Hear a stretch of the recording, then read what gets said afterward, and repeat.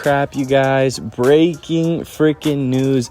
Dana White has now officially confirmed what's going on with UFC 296 and the co-main event for UFC 295. We have a lot to talk about, you guys. Please drop a like down below, subscribe, and let's get straight into it. Game is game. So we'll start off with the co-main event for UFC 295.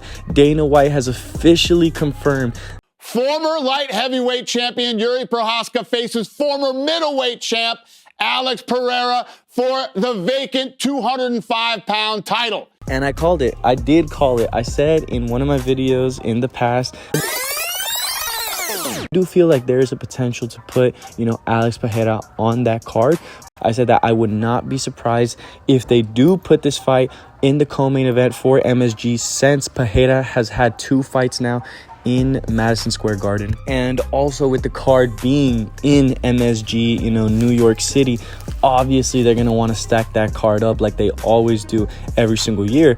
And Jones and Stipe isn't enough. You need to have a banger of a co-main event. And now we have that with Alex Pereira and Yuri Prochazka. Such exciting news, man. This is, a step in the right direction for the light heavyweight division to get it back to being the division it once used to be for the vacant title. And man, the return of Yuri Prochazka. Oh my God, this fight has fight of the year potential. I remember back when Yuri and Glover was announced, everyone was saying, well, this fight is not going all 5 rounds, because if Yuri lands, then it's over, and if Glover takes him down, it's over. And man, you could say the exact same thing with this fight, except whichever man lands, it could be absolutely devastating. And man, oh man, you gotta feel bad for those New York fans, because before this fight was announced, the cheapest ticket was found at $700. I can only imagine how high that's going to be now that these 2 guys are fighting in the co-main event. And then finally, after months of speculation,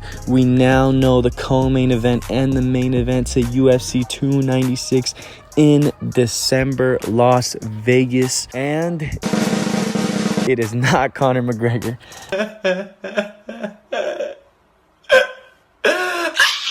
We officially now know that Conor is not fighting till hopefully next year. But instead, in the main event, we get Leon Edwards versus Colby Covington will headline our last pay-per-view of the year, with the welterweight title on the line. And finally, we have some good news about the welterweight division. I mean, for the longest time, we were getting no news about what was going on with 170. Seemed like everyone was trying to hold their ranking and their position, and no fights were being announced.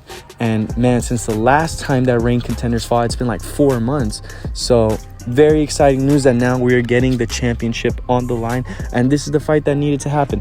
Colby versus Leon. Leon Edwards is crazy ass daddy. And man, I hate to say, but I called it too. I said in my video that don't be surprised if this fight headlines, the Las Vegas card. It kind of makes me think that they're actually going to delay this fight and put it on UFC 296 in Las Vegas. And you already know that the Las Vegas fans are going to be cheering for Colby. I know they call him Edward Scissorhands because he likes to poke people in fights. And I'm honestly very interested to see what the odds are for this fight, just because I feel like as of now, I would put it at a pick'em. But I could kind of see how you could put Leon as a slight favorite, as he's been the more active guy. He is the champion. But at the same time, you can't doubt, the wrestling, the cardio, the pace of, Colby Covington, and, the experience he's had with guys like Masvidal, Usman. So, man, I'm honestly, that's probably one of the more interesting things for me about this fight. And of course, like I said, we did get the co-main event confirmed for that December card. In the co-main event for UFC 296, UFC flyweight champion Alessandro Pantoja faces number 4 Brandon Royval. And I did predict this too. I did say that, this fight will probably be taking place in December. Nonetheless, though, it is still an option for the UFC with the fight being in works. Super excited to see how this fight takes place this time, as I feel like both men have grown since, their first fight. Especially, I feel like Pantoja, I feel like now he's coming into his own as a champion. I mean, that war that he had with Brandon Moreno, before that, dusting through guys like Alex Perez, even, Pantoja. I wonder, how he's going to take this fight in approach, you know? And, you know, to see how, you know, the Raw Dog mixes it in this time, you know, he looks so good against Nicolau. And man, that is such a good co-main event. Kind of sad that Moreno won't be in this fight, but it's definitely what the division needs, you know, some new blood, some new faces in that title picture. So I can't wait to see what happens in this fight. I will say, definitely, I could see Pantoja being like a heavy favorite, maybe like a minus, you know, 300, just because he's already beaten, you know, Royval. And I think that in the fans' eyes, this fight won't be as competitive as thought, but it's definitely going to be interesting to see what Royval could throw at Pantoja. But man, out of nowhere, just Dana White throwing these 3 bangers at us, you know, before the year ends. We now know what's going to happen with the flyweights, with the welterweights, and with the light heavyweights. So excited for the end of the year, man. It looks like they're really trying to stack up, you know, 295 and 296.